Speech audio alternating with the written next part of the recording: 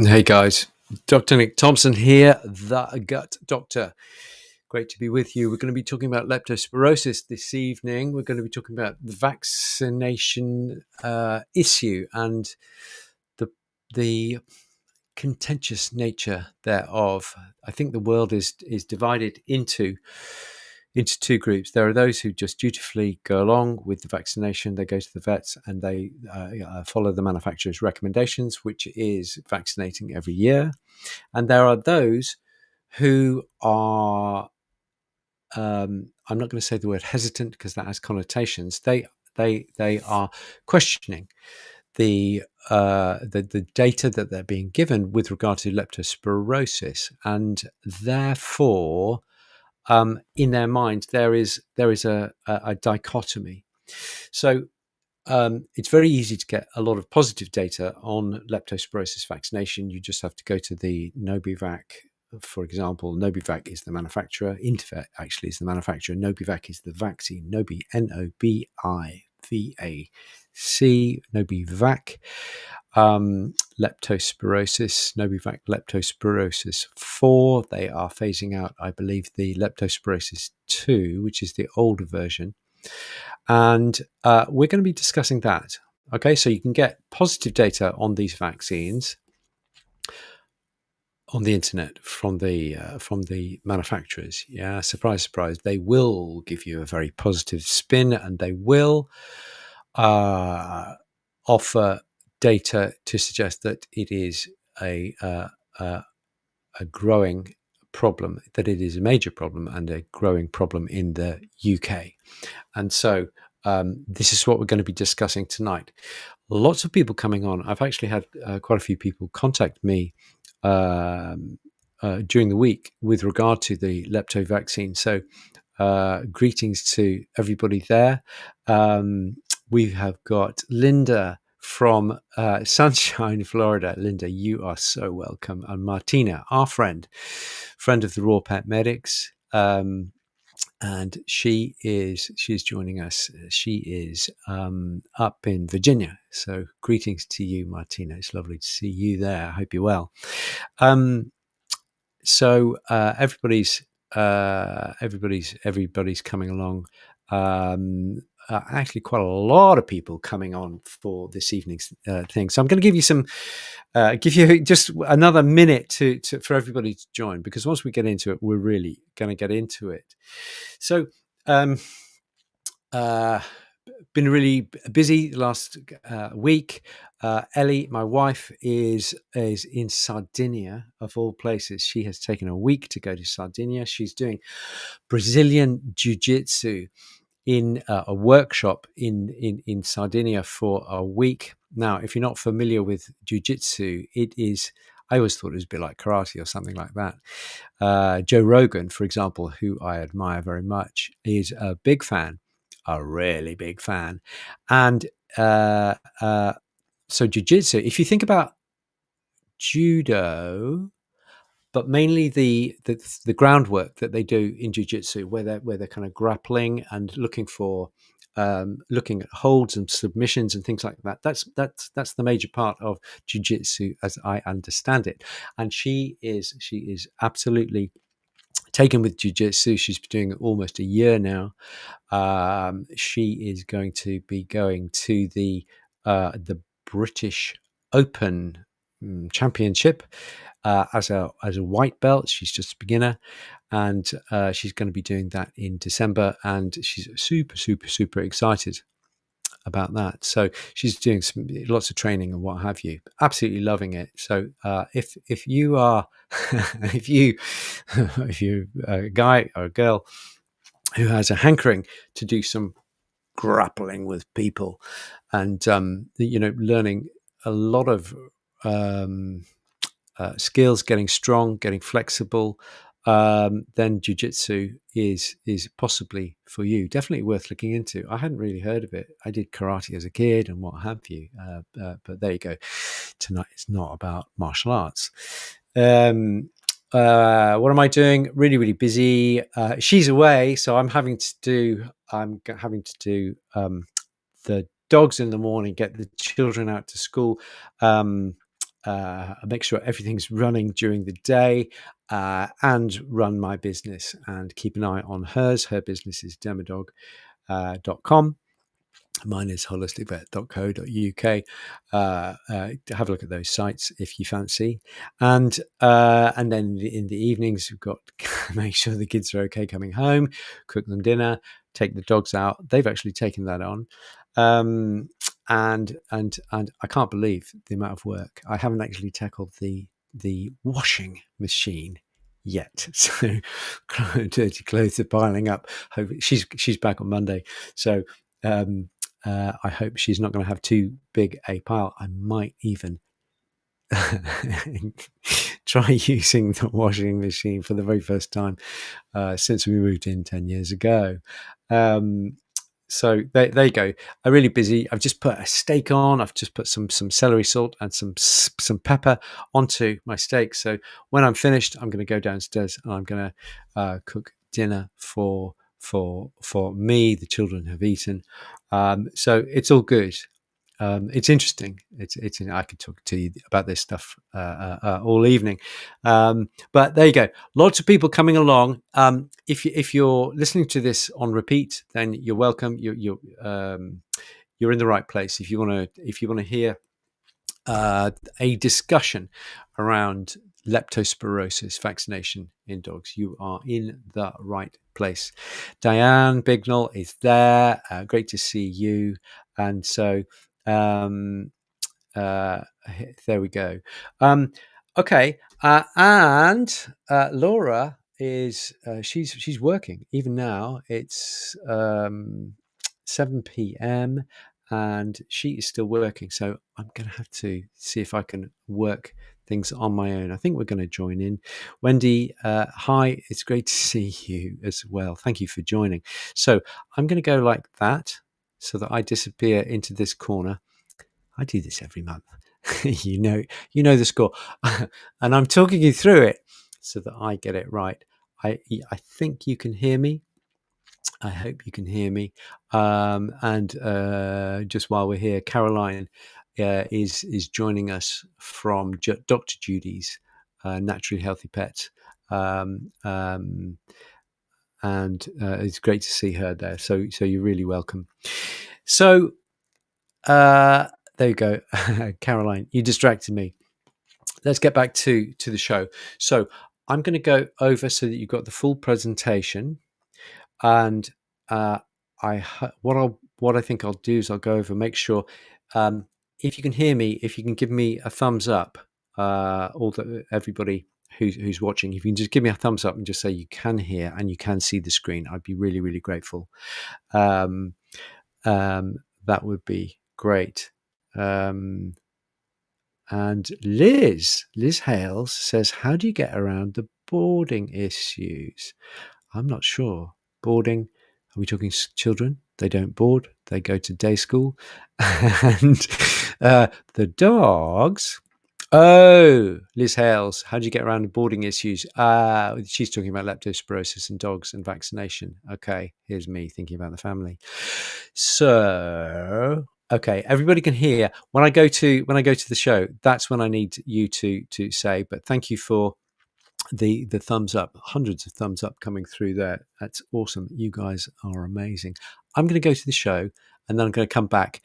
If you can see the screen and hear me, just shout. Okay, so we're going to go across to the show, which is just there.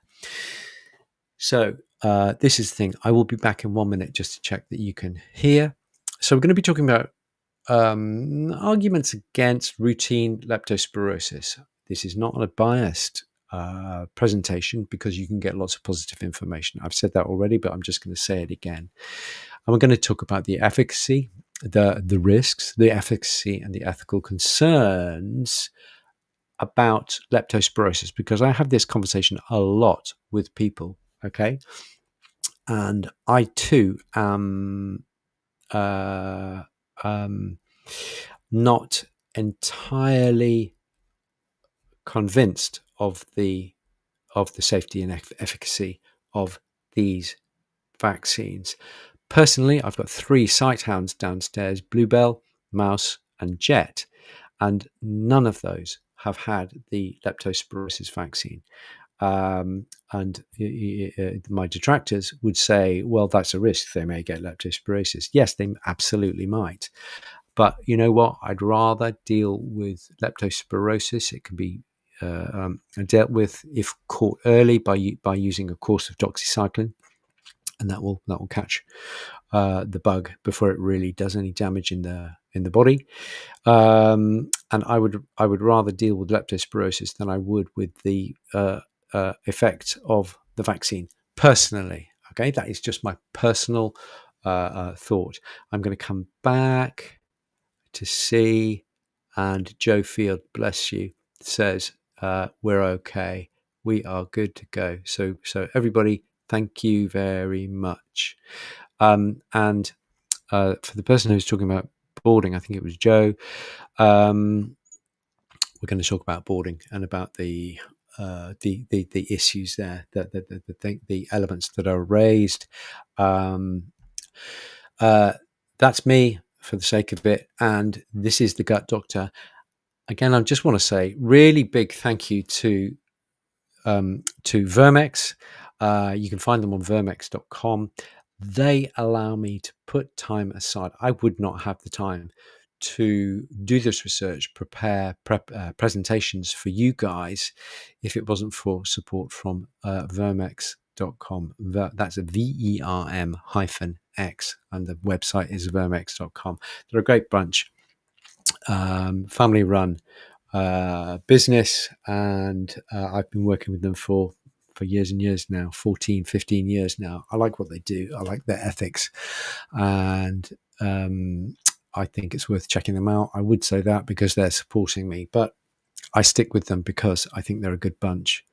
Okay, let's get into this talk. The routine leptospirosis vaccination in UK dogs. This is UK orientated. Okay, so all you guys from Florida and Virginia and United States, Australia, Singapore, have a look at any country variations. But I think that there is, I would suggest that most of what I talk about today is going to be pertinent to what's happening in your neck of the woods, wherever you are in the world. Okay, I can't cover everything, so I've just boiled down the basics, and I'm just going to share with you the basics. Okay, so the I'm talking about mainly about the Novivac because that's the most prevalent in the UK. The Novivac vaccines, there's the L2 and the L4. L2 is the older vaccine. It covers for 2 serovars. A serovar is kind of just a variation, a minor, almost like a different species of leptospirosis. They're all leptospirosis, but there are different parts of the family. And the old serovar was targeting the main 2 serovars within the leptospirosis family. Okay, I'm not going to go into detail. You can look that stuff up. It's very simple. And the new one, which came out probably about 10 years ago now, is called L4, and it also includes other serovars, which include those which are more prevalent in Europe. Okay, so we've got the L2 and the L4. The L2 had suspicions around it, and the L4, I believe, even more so. Okay, so it's protecting against 2 and 4 variants, but there are 250 variants. Not all of them are pathogenic, but a number of other of these serovar variants are pathogenic. Pathogenic meaning that they can cause disease. Okay. 4 or 5 years ago, the BSAVA, the British Small Animal Veterinary Association, the big bosses, the veterinary government, representatives, the veterinary club, if you like, in the UK, they decided that leptospirosis was becoming more prevalent, and therefore they moved it from a non-core vaccine, i.e. you can vaccinate or not depending on your circumstances, to core vaccine, meaning that they recommend that all dogs get the leptospirosis vaccine. Now, the thing about the leptospirosis vaccine is it is recommended by the manufacturer that it's giving every single year, okay, every 12 months approximately. Whereas in the noughties, in about 2005, um, uh, a group of us got together and lobbied against distemper, hepatitis, and parvo vaccination every single year, because we knew from titer testing studies, these is blood testing, that the duration of immunity was much longer for the distemper, hepatitis, and parvo vaccine. Okay, and what happened was, lo and behold, the manufacturers went from an annual recommendation for distemper, hepatitis, and parvo, and they stretched that to a 3-year recommendation for that. And they said that that was based on the World Small Animal Veterinary Association, WSAVA, World Small Animal Veterinary Association guidelines. It kind of was, and it wasn't. What WSAVA said was that 3 years is the minimum time that distemper, hepatitis, and parvo should be given.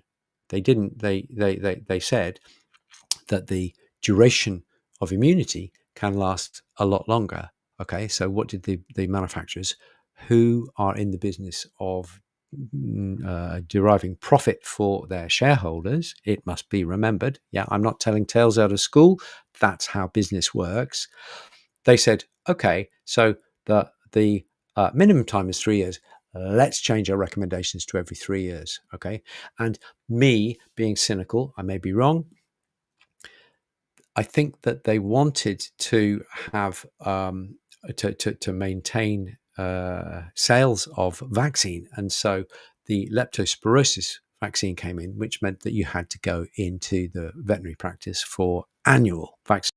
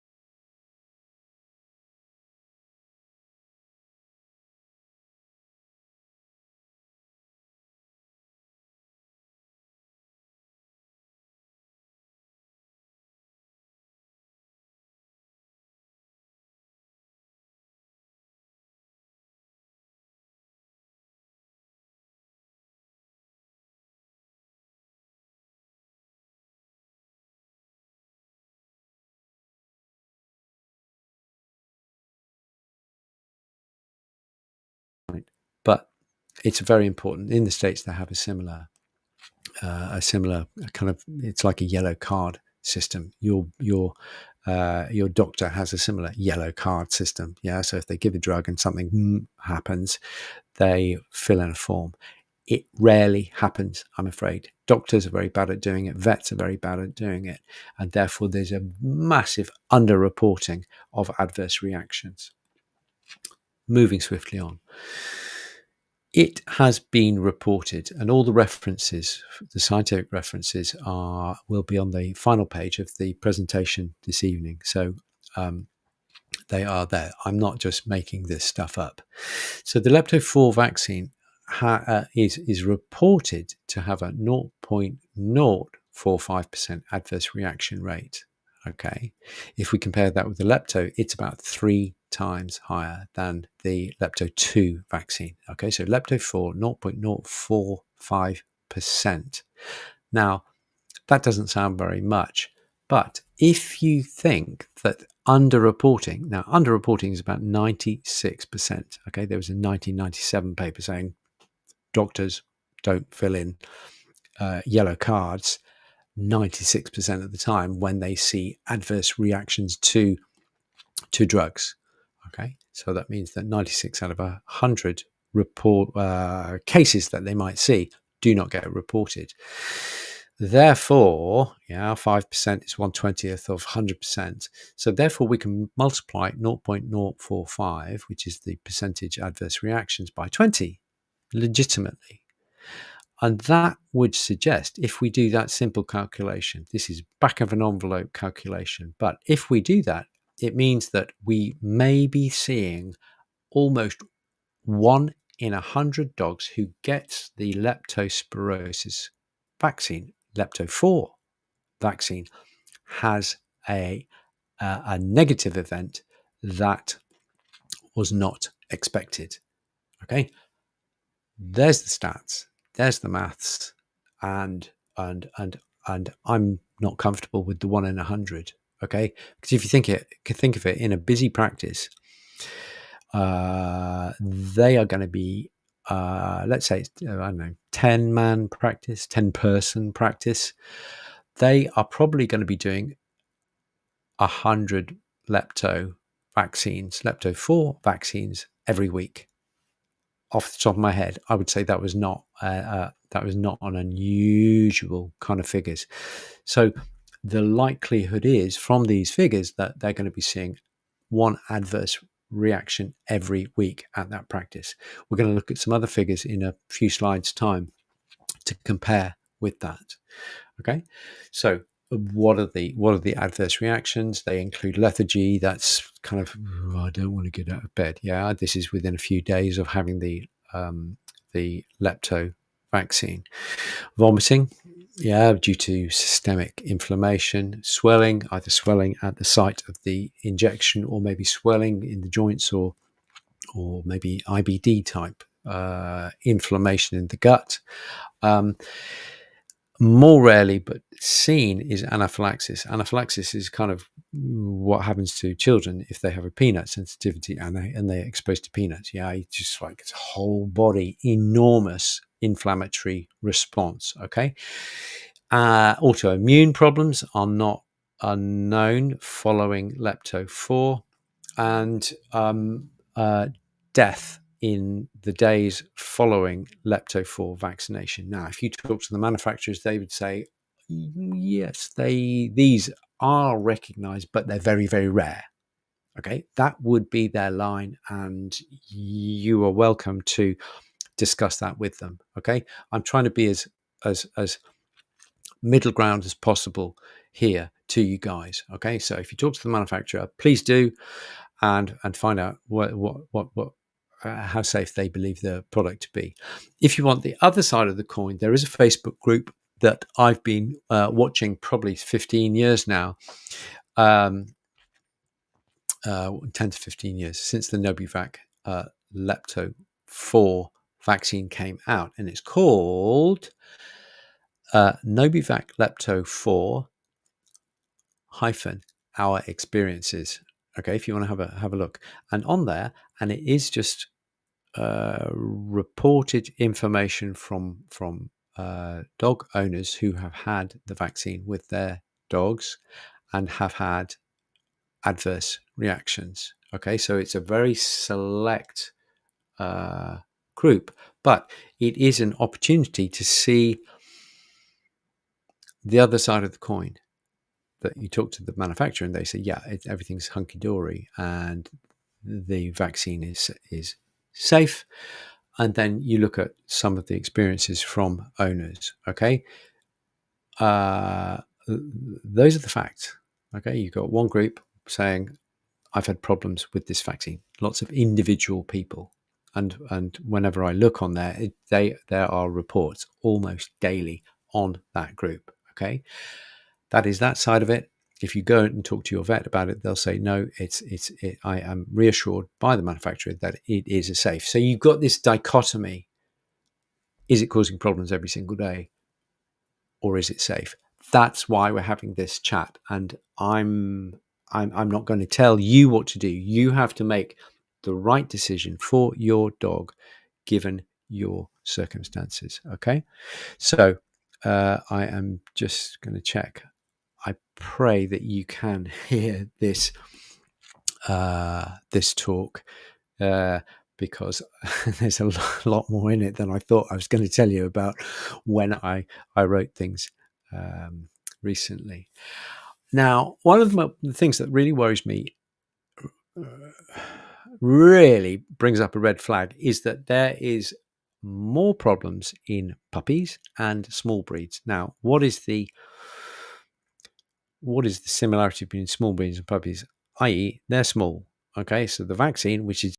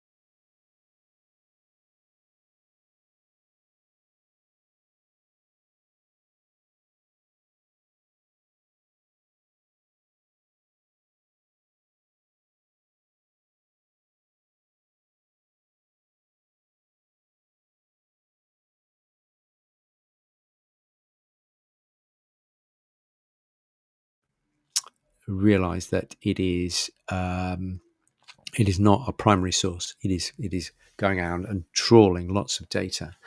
But the bottom line is that the manufacturers only tested the product for up to about 12 or 13 months. They did it with the L2. They repeated that. Okay, so it's a bit like, I'm trying to think of an analogy of they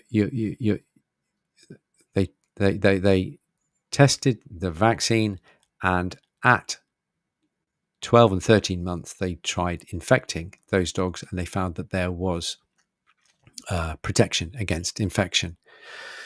They didn't try it at 18 months. They didn't try it at 24 months, at 2.5 years, 3 years, 4 years, 5 years, because it would be fantastically expensive to run that thing. So they have said, because they've done the tests up to 12 months, that it covers for 12 months. And I think that is disappointing, shall we say. Okay. One of the things that you have to realize, and this is, if you read the detail of the data sheets, that the vaccines don't prevent dogs getting leptospirosis. What they do is they just reduce the severity of disease if that bug gets into the body. Okay, that is absolutely true, and this is relevant because the bug can get into the body, and therefore can that animal can be a carrier and can excrete that bug into the environment, which plays to the business with kennels and where dogs are congregated. Yeah, that is to say, if you've got a vaccine, if you've got a dog who has been vaccinated and develops this carrier status and is shedding vaccine, then they are distributing it around the that environment where other dogs may be able to pick up the leptospirosis vaccine. Okay, I'm giving you bad news here. Okay, and you think, well, I'm not on a real downer. I'm not. I'm just trying to counter things. If you go to any practice in the country, you will get the positive news with regard to these things. And so I'm just trying to balance that. Okay. I think medicine is a wonderful thing, and I think drugs are wonderful things, but I only want to use the safest of drugs. If I have to use drugs, I spend my days trying to avoid using drugs, trying to use natural products like homeopathics, herbs, and nutrition. Doing a lot of nutrition at Holistic Vet here. Okay, so the data that I've seen suggests that there isn't much leptospirosis in the UK. Let me justify that. Okay, so there was a 2013. It's 12 years ago, but at that stage there were only 3 lab confirmed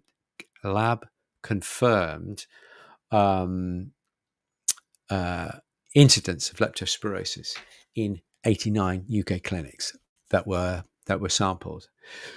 Another study in 2016 found that out of 472 practices, which is a lot of practices, probably all the practices in Greater London, I would say, there were only 13 suspected cases. 472 practices. You imagine the number of dogs going through those 472, only 13 cases over a period, over a year or two, that they were reporting. So that says to me that it's not as prevalent as perhaps the manufacturers would like you to think.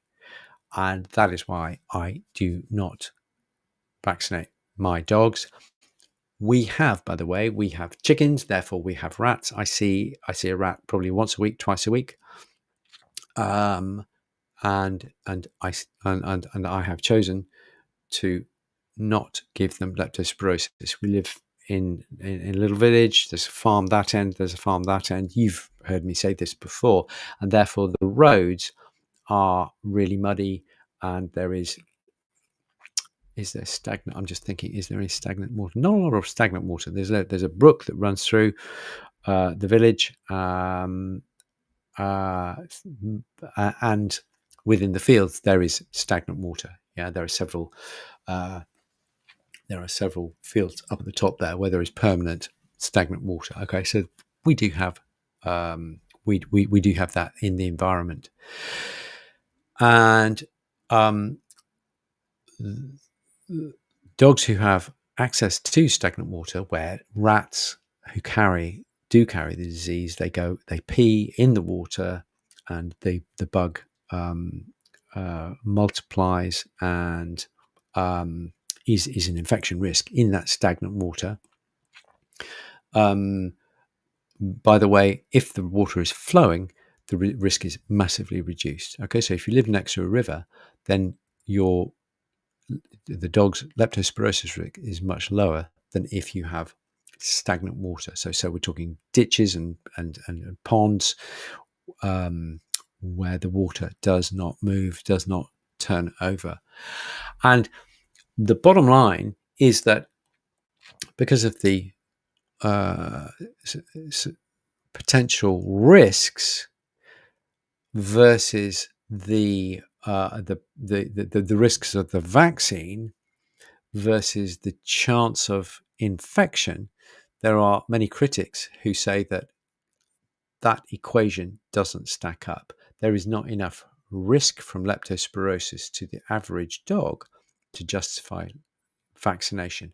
However, if you've got say a spaniel or a Jack Russell or a Labrador, and they are going into stagnant water, ditches, areas where there may be rats, and the exposure to the infective agents, they would be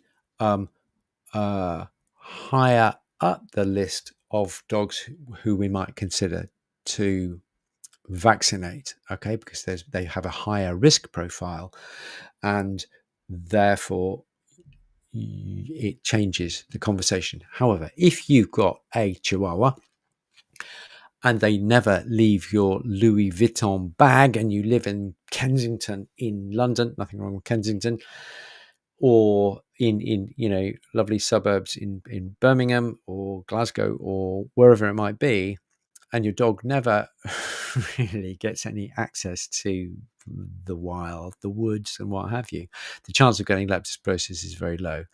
Poor old dog, I would say. But you know what I'm saying. If you've got very little access to those ditches and ditches and stagnant water, your chance of getting lepto is much reduced. Okay. So when you're trying to make that decision, then that is considered a lifestyle decision. Yeah, it's does my dog have access to, or swim in, or go puddling in stagnant water on a regular basis? Okay, if they do, you must consider that. The other is you need to talk to your vets about how often they diagnose. Really important, the D word. How often they diagnose leptospirosis at the practice locally. Okay, they may say, oh yeah, we see it every now and again. I'm talking about how often do they diagnose it. And there are certain parts of the country, it tends to be the wetter areas, so towards the west in the UK, there are some areas that are more prone to leptospirosis apparently than others. I can well believe that, because lepto likes wet areas, and it doesn't like it to be too cold. So it tends to be the southern part of the UK, and it tends to be in the wetter areas. Okay, so this is me trying to say that vaccinated dogs can spread the disease. Yeah, remember, it's the vaccine is a modified live vaccine. Okay, and no, it's not. It is a killed vaccine. Okay, but there is potential for infection of the dog through the vaccination, and they can then become but they can then become carriers. And if they do receive accidentally some live or attenuated bacteria, that can then be passed out in the urine, okay? And they act as carriers, spreading the disease. And that's even worse when you're in towns and urban areas where you've got lots of dogs in one area. There are some references there to justify that position. Vaccinated dogs can shed leptobacteria. Okay, that is well known. So just looking at kind of just being a little more philosophical and practical about things. So this is the daycare issue, in that you are in the UK, you are obliged to vaccinate for leptospirosis, in the thought that that will protect them from leptospirosis. But actually, part of that equation is that it is not considered that actually we may be spreading it. You know, if you've got 3-4 dogs in a dog sitters, they may be sharing vaccine the bacterium between them if one of those dogs is vaccinated. Okay, so that is a possibility.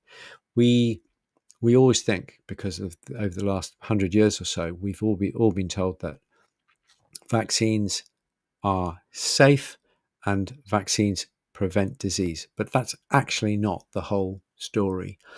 Parvovirus vaccine, for example, if you vaccinate a puppy, that puppy can shed parvovirus into the environment, and the leptospirosis story is similar, that you can shed bacteria into the environment.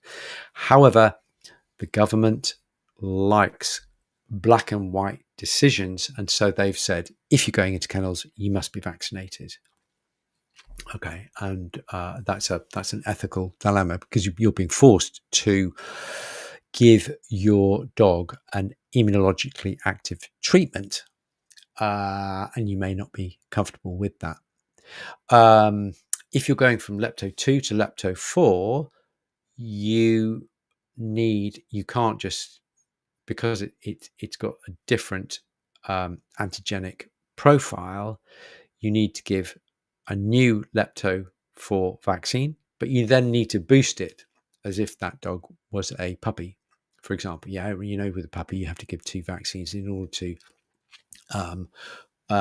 to bounce up the immune, to enhance that primary immune response. That's what you have to do. So you have to give 2, which will increase the costs, and you're doubling your risk because you're giving the vaccine twice. Okay. One of the key concerns, and most people know this, is that you can't do a titer test for distemper, hepatitis, and parvo. We can do a titer test. We can do a blood test to see how the antibodies are persisting after the vaccine, whether it was a year or 10 years ago. With DHP, we see that the antibodies can persist, just as with you and I, we get our childhood vaccines and we never have a vaccine again because the antibodies persist. Okay, that test is not valid for leptospirosis, because what they find is that the antibodies for leptospirosis drop off quite quickly over the 3 to 6 months. The antibodies, however, there is cellular immunity in the body which can persist, because even the vaccine manufacturers say, well, after a year, even though the antibodies have dropped, we have demonstrated that there is protection from our vaccine a year after that initial vaccine. Okay, so don't titer test for leptospirosis, because it's a waste of time. Because if you get a low result, it doesn't mean that you haven't got the protection if you're within that 12 to 15 months after that first vaccination course. Okay, and the people who are concerned about lepto vaccination consider this to be forced poisoning. Okay, that's strong language, and I'm quoting from the Dogs Today magazine, they did I think it was Beverly Cuddy, did a whole big piece. You can find it in the UK magazine. It's called Dogs Today magazine. And that piece came out. I actually spoke to her about it about maybe 4 to 6 months ago. Okay, so if you want some more information on it, then look up Dogs Today magazine about the leptospirosis debate. Okay, so people who are really anti say, well, in order to go on holiday, I need to board my dogs, and in order to board my dogs, I've got to give the leptospirosis. So I'm risking 1 in 100, possibly, an adverse event because I am guided by the British Small Animal Veterinary Association to give this vaccine, and the government says to kennels that the lepto vaccine is mandatory for boarders. Okay, so it's a sticky old situation. My recommendation to people is to if they can't get around it, then be wary of putting dogs into kennels. Yeah, if you can leave them with neighbors, or you can do swap somehow with friends, so they take your dogs while you go on holiday, and you take their dogs, something like that. Okay, it is not practical for many people. Okay, but this is just it's a thorny issue, and I don't think has been thoroughly debated, and it's something that perhaps we need to address. So that is a very long way of saying that we've got the Lepto4 vaccine has a rate of adverse reactions which is relatively high relative to other vaccines. For example, the distemper, hepatitis, and parvo seem to be much safer than the Lepto4. And so therefore, I think we should have that conversation with vets before we start thinking about giving the Lepto4 vaccine. There are 250 varieties. Lepto4 only covers for 4. And the duration of immunity, according to the manufacturer, is 12 months. But actually, the duration of antibodies is possibly 3 to 6 months. And it would seem from the studies, not just people talking about it, but it would seem from the studies that there is possibly a relatively low incidence of leptospirosis in the UK. Okay. The thing that nobody's talking about is that vaccinated dogs can spread the bug, which can spread the disease, especially when you put them all in a kennels while owners go on holiday. Because urine can leak from pen to pen. People do as much as they can so that there isn't contamination from kennel to kennel, but these things happen. Okay, this is a possibility. And from an ethical point of view, finally, if you're putting dogs into kennels, then you must vaccinate, and that is not exactly a free society. Maybe there would be kennels who are okay with no lepto vaccine, but they are not allowed to exist. I think in an ideal world, you'd have kennels that are okay with no lepto vaccine for safety reasons, and there are those kennels which oblige the owners to vaccinate against lepto. Okay, and then people could choose, and I think that's much more democratic, and I think that is a good way forward. So rather than just being down about the whole thing, what can we do? What can we actually do about these things? So if you're having the leptospirosis debate in your mind, you need to look at the lifestyle of the dog. What is the probability of them coming across stagnant water? But also, where do you live in the country? Are you in a high-risk area or a low-risk area? The further north and in Scotland, leptospirosis seems to be less prevalent. I believe that with the so-called climate change, global warming, which I do not subscribe to. But if things are getting warmer, that would favour greater spread of leptospirosis and perhaps travelling north within the UK. Okay. How can you prevent your dog getting prevent your dog getting leptospirosis? Answer: you can't. How can you mitigate against it? The answer is try and avoid, permanent puddles on farms. Try and avoid those mucky, grotty ponds that are in some fields, really flat clay soil fields which retain big pools of water all year round. That's the kind of thing that you can do.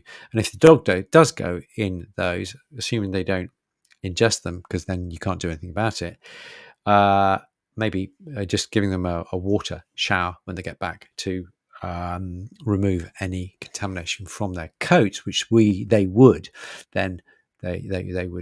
lick and groom themselves. Some owners choose to use homeopathic no-sodes. Most vets think that they are complete rubbish. However, there is a 2012 study, and I'll just give you this very briefly because I have given it before. Basically, in Cuba, and I think it was 2008, they ran out of leptospirosis vaccine for humans, and so they used the homeopathic no-sode instead.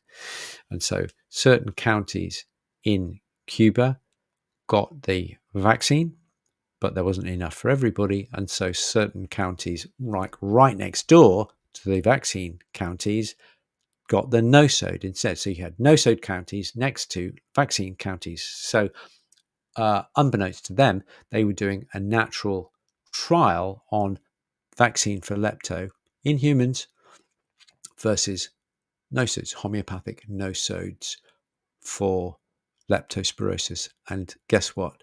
The no-sode covered areas did much better. They had much lower rates of leptospirosis in Cuba in the no-sode treated counties. Okay, leptospirosis loves Cuba because it's humid and wet a lot of the time, and it's really warm. Sounds like a great place to go as far as I'm concerned. And so I think we should advocate for